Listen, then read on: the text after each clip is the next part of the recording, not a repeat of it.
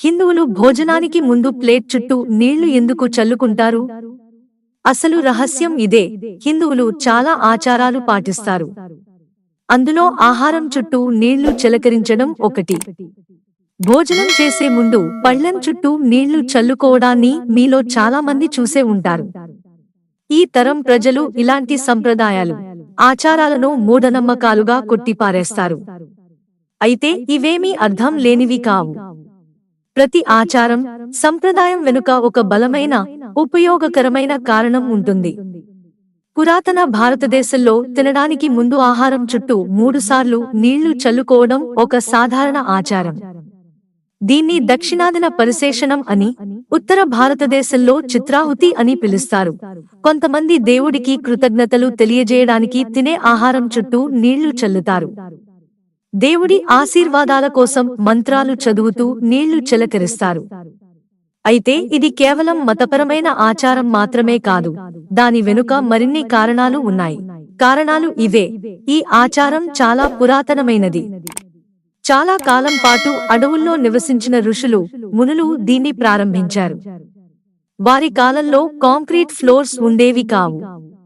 చాలా మంది నేలమీద కూర్చొని అరటాకులపై ఆహారాలు పెట్టుకుని భోజనం చేసేవారు. ఆ సమయంలో నేల పొడిగా ఉంటే దానిపై ఎవరైనా నడిస్తే ధూళి లేచి అరటాకుపై పడేది. ఆహారంలో దుమ్ము, ధూళి పడి అది మురికి అయ్యేది.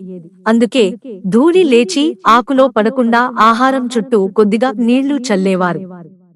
ఆకు చుట్టూ తడి ఉండటం వల్ల చీమల వంటి కీటకాలు ఆహారం దగ్గరకు రావు.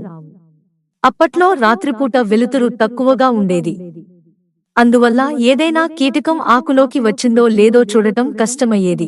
ఆకు చుట్టూ నీళ్లు చల్లడం వల్ల ఆ సమస్యలను తొలగించుకునేవారు. ఆచారాన్ని ఎలా పాటిస్తారు?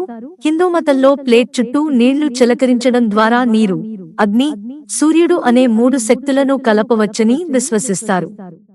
ఈ 3 శక్తులను గౌరవిస్తే ఆరోగ్యం, సంపద పెరుగుతాయని నమ్ముతారు. పరిసేచనం అనే పదాన్ని ఆహారం చుట్టూ, పైన నీళ్లు చల్లుకోవడానికే వాడతారు.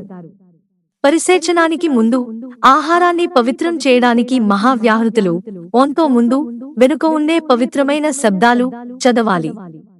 అలాగే గాయత్రీ మంత్రాన్ని మనసులో స్మరించుకోవడం ద్వారా భోజనాన్ని పవిత్రం చేయాలి. తరువాత సంబంధిత పరిసేచన మంత్రాలను చదవాలి.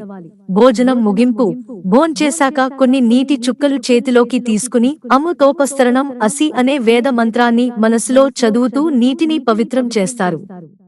దీనర్థం ఈ నీరు అమృతం, మరణం లేనిది, లాంటిది కావాలి.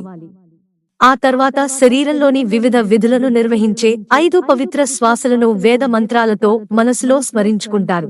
అవి ఓం ప్రాణాయ స్వాహ, ఓం అపానాయ స్వాహ, ఓం ఉదానాయ స్వాహ, ఓం వ్యానాయ స్వాహ, ఓం సామాన్య స్వాహ. మిత్రులారా, ఛానల్ సబ్స్క్రైబ్ చేసుకోవడం మర్చిపోకండి. ధన్యవాదాలు.